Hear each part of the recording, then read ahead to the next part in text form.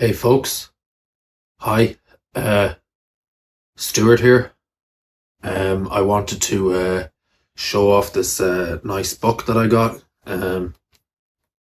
It's an interesting book that I actually picked up recently, and obviously, if you're a fan of music, if you're a big music lover, or if you're even a musician like myself, you play an instrument, you play guitar, whatever you do in music.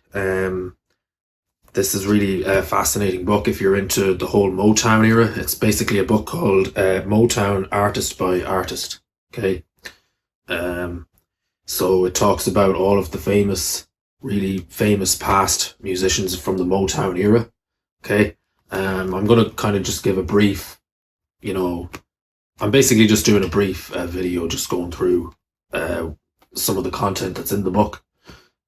So yeah, this book, as you can see, it's got a really nice cover on it, really nice back. You can see some of the artists here. You're getting. So I'll just read some of it out. For the sake of it. So in 1959, so it all began back in 1959, the whole Motown era. As far as I'm aware from my own readings and my own findings. In 1959, songwriter Barry Gordy Jr., a high school dropout, former boxer and record store owner, founded the Mowtown record label in Detroit. Okay, so I'm not going to read all of it, but I'll show you there. There's the front of the book, and there's the back. The back. Okay, so it's really interesting. It talks about, the Jackson 5. Talks about, lots of different great artists. All of that stuff that was going on in the 1970s as well, the 1980s, from the 50s up, and all that, that R&B blues and stuff that was happening, during that time. Some of the best music, that was ever made, really. A lot of the older stuff, as we know, is all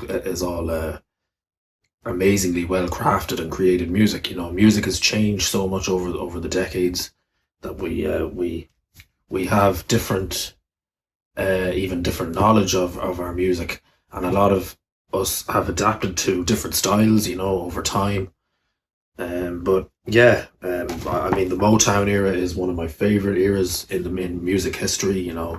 When you have, all of the great people, Lionel Richie.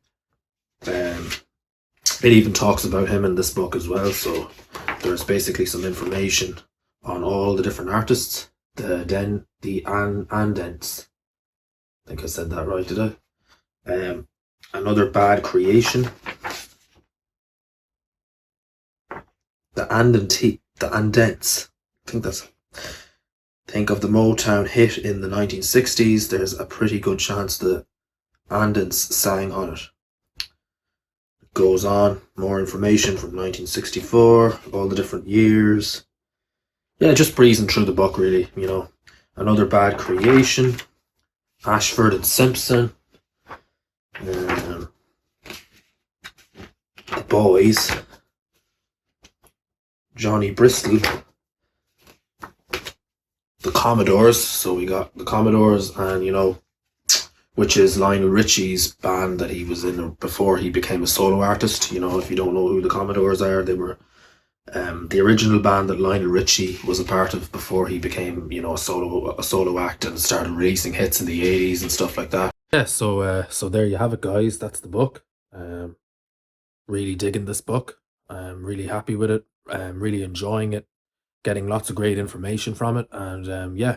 Thank you for watching, and I will see you soon.